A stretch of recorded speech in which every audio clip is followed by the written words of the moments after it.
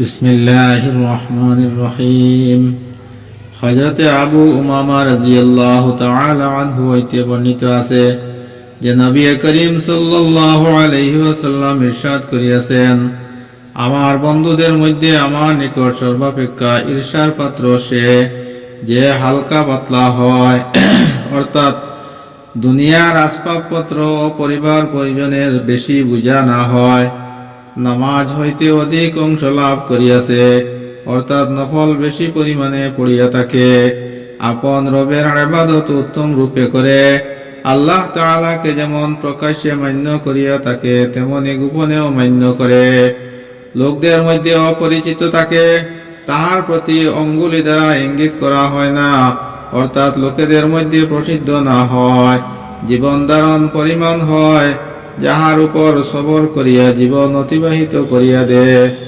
অতঃপর রাসূলুল্লাহ সাল্লাল্লাহু আলাইহি ওয়াসাল্লাম নিজের হাত দ্বারা তুড়ি বাজাইলে যেমন কোনো কাজ তাড়াতাড়ি হইয়া গেলে মানুষ তুড়ি বাজায়, এবং ইরশাদ করিলেন, তাড়াতাড়ি তাহার মৃত্যু আসিয়া যায়, আর তাহার জন্য না কান্নাকাটি করার কোনো মহিলা থাকে, আর না তাহার পরিত্যক্ত সম্পত্তি বেশি থাকে। হযরত আব্দুল্লাহ ইবনে সালমান রাহমাতুল্লাহি তাআলা আলাইহি বলেন, একজন সাহাবী আমাকে বলিয়াছেন যে আমরা যখন খয়বার জয় করিলাম তখন লোকেরা নিজ নিজ গনিমতের মাল বাহির করিল, উহাতে বিভিন্ন প্রকার সামানপত্র কয়েদি ছিল, বেচা কিনা আরম্ভ হইয়া গেল, অর্থাৎ প্রত্যেক নিজের প্রয়োজনীয় জিনিস খরিদ করিতে লাগিল এবং অন্যান্য অতিরিক্ত জিনিস বিক্রয় করিতে লাগিল।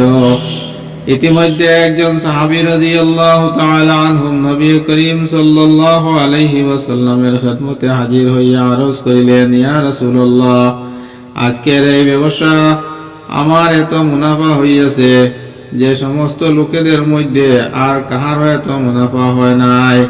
রাসূলুল্লাহ সাল্লাল্লাহু আলাইহি ওয়াসাল্লাম আশ্চর্য হইয়া জিজ্ঞাসা করিলেন, কত কামাইয়াছ? তিনি বলিলেন, আমি সামান্য খরিদ করিতে ও বিক্রয় করিতে থাকিলাম। আমি সামান খরিদ করিতে ও বিক্রয় করিতে থাকিলাম, যাহাতে 300 উকিয়া চাঁদি মুনাফা হইয়াছে। রাসূলুল্লাহ সাল্লাল্লাহু আলাইহি ওয়াসাল্লাম ইরশাদ করিলেন, আমি তোমাকে সর্বোত্তম মুনাফা অর্জনকারী ব্যক্তি বলিয়া দিতেছি। তিনি আরজ করিলেন, ইয়া রাসূলুল্লাহ, কি সেই মুনাফা যাহা সেই ব্যক্তি অর্জন করিয়াছে? ইরশাদ করিলেন, ফজর নামাজের পর 2 রাকাত, ফরজ নামাজের পর 2 রাকাত নফল নামাজ।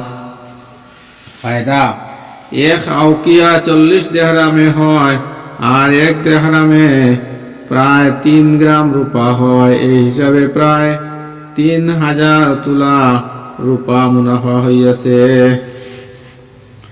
হযরত আবু হুরায়রা রাদিয়াল্লাহু তাআলা আনহু হইতে বর্ণিত আছে যে রাসূলুল্লাহ সাল্লাল্লাহু আলাইহি ওয়াসাল্লাম ইরশাদ করিয়াছেন, তোমাদের কেহ যখন শয়ন করে তখন শয়তান তাহার গাড়ের উপর 3টি গিরা লাগাইয়া দে। প্রত্যেক গিরাতে সে এই বলিয়া ফুঁক দে যে এখনো রাত্রি অনেক বাকি আছে, ঘুমাইতে থাকো। মানুষ যদি জাগ্রত হইয়া আল্লাহ তাআলার নাম উচ্চারণ করে তবে একটি গিরা খুলিয়া যায়, আর যদি ওযু করিয়া লয় তবে দ্বিতীয় গিরাও খুলিয়া যায়। অতঃপর যদি তাহাজ্জুদ পড়িয়া লয় তবে সমস্ত গিরাগুলি খুলিয়া যায়। অতএব সকালবেলা সে অত্যন্ত সতেজ মন ও হাসি খুশি থাকে, তাহার অনেক বড় কল্যাণ লাভ হইয়া থাকে। আর যদি তাহাজ্জুদ না পড়ে তবে সে অলস ও ভারাক্রান্ত থাকে এবং অনেক বড় কল্যাণ হইতে বঞ্চিত হইয়া যায়।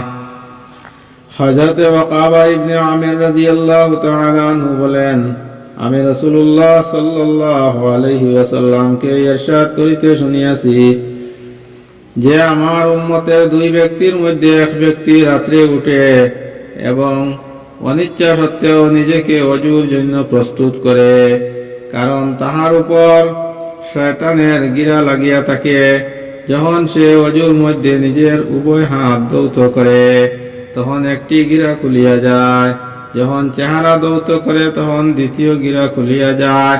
যখন মাথা মুছেহ করে তখন আরো একটি গিরা খুলিয়া যায়। যখন পা ধৌত করে তখন আরো একটি গিরা খুলিয়া যায়।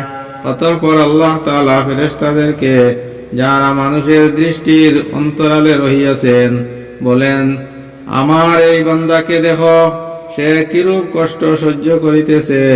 আমার এই বান্দা আমার নিকট যাহা চাইবে তাহা সে পাইবে। সুবহানাল্লাহ। হযরতে উবাদা ইবনে সামিত রাদিয়াল্লাহু তাআলা আনহু হইতে বর্ণিত আছে যে রাসূলুল্লাহ সাল্লাল্লাহু আলাইহি ওয়াসাল্লাম ইরশাদ করিয়াছেন, যাহার রাতে চোখ খুলিয়া যায় অতঃপর সে এই দোয়া পড়িয়া লয়, লা ইলাহা ইল্লাল্লাহু ওয়াহদাহু লা শারীকা লাহু, লাহুল মুলকু ওয়া লাহুল হামদু ওয়া হুয়া আলা কুল্লি শাইইন কাদির। আলহামদুলিল্লাহ, সুবহানাল্লাহ, লা ইলাহা ইল্লাল্লাহু ওয়াল্লাহু আকবার, লা হাওলা ওয়া লা কুওয়াতা ইল্লা বিল্লাহ, আল্লাহুম্মা গফিরলি। অতঃপর অর্থাৎ আয় আল্লাহ আমাকে মাফ করিয়া দিন বলে অথবা আর কোন দোয়া করে তবে উহা কবুল হইয়া যায়। তারপর যদি ওযু করিয়া নামাজ পড়িতে লাগিয়া যায় তবে তাহার নামাজ কবুল করা হয়। বুখারী শরীফ। হযরত ইবনে আব্বাস রাদিয়াল্লাহু তাআলা আনহু হইতে বর্ণিত আছে যে রাসূলুল্লাহ সাল্লাল্লাহু আলাইহি ওয়াসাল্লাম রাত্রে যখন তাহাজ্জুদের জন্য উঠিতেন তখন এই দোয়া পড়িতেন, আল্লাহুম্মা লাকাল হামদু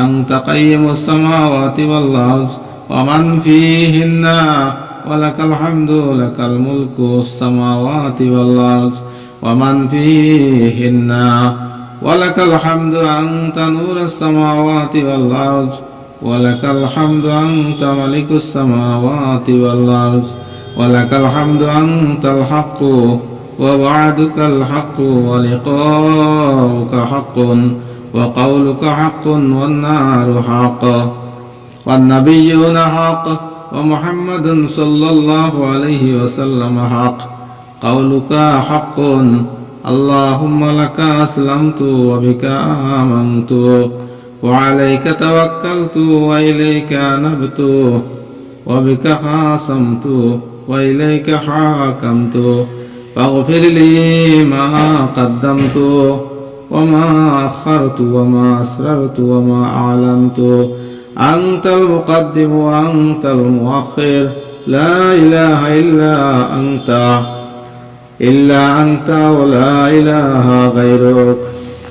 অর্থ, আয় আল্লাহ, সমস্ত প্রশংসা আপনারই জন্য। আপনি আসমান সমূহ, জমিন এবং উহাতে যে সকল মাখলুক আবাদ রহিয়াছে সকলের রক্ষণাবেক্ষণকারী। সমস্ত প্রশংসা আপনারই জন্য। জমিন, আসমান ও উহার মধ্যে অবস্থিত সকল মাখলুকের উপর আপনারই রাজত্ব। সমস্ত প্রশংসা আপনারই জন্য। আপনি জমিন আসমানের আলো দানকারী। সমস্ত প্রশংসা আপনারই জন্য। আপনি জমিন আসমানের বাদশাহ। সমস্ত প্রশংসা আপনারই জন্য। প্রকৃত অস্তিত্ব আপনারই, আপনার ওয়াদা হক, টলিতে পারে না। আপনার সাক্ষাৎ অবশ্যই লাভ হইবে। আপনার ফরমান হক, জান্নাতের অস্তিত্ব হক, জাহান্নামের অস্তিত্ব হক। সমস্ত নবী আলাইহিমুস সালাতু সালামগণ সত্য। হযরত মুহাম্মদ মুস্তাফা সাল্লাল্লাহু আলাইহি ওয়াসাল্লাম সত্য রাসূল। কিয়ামত অবশ্যই আসিবে। আয় আল্লাহ, আমি নিজেকে আপনার শপথ করিলাম, আমি আপনাকে অন্তর দ্বারা মানিলাম, আপনারই উপর ভরসা করিলাম, আপনারই দিকে মনোনিবেশ করিলাম। অস্বীকারীদের মধ্য হইতে যাহার সহিত বিবাদ করিয়াছি তাহা আপনারই সাহায্য করিয়াছি। আপনারই দরবারে ফরিয়াদ পেশ করিয়াছি। অতএব আমার সেই সকল গুনাহ মাফ করিয়া দিন, যাহা আমি আজ পর্যন্ত করিয়াছি আর যাহা পরে করিব, আর যে গুনাহ আমি গোপন করিয়াছি আর যাহা প্রকাশ্যে করিয়াছি। আপনি তৌফিক দান করত দিনী আমলের দিকে অগ্রগামী করেন। আপনি তৌফিক ছিনাইয়া লইয়া পশ্চাৎগামী করেন। আপনি ব্যতীত কোনো মাবুদ নাই। নেক কাজ করার শক্তি ও বদ কাজ হইতে বাঁচার শক্তি একমাত্র আল্লাহর পক্ষ হইতে হয়।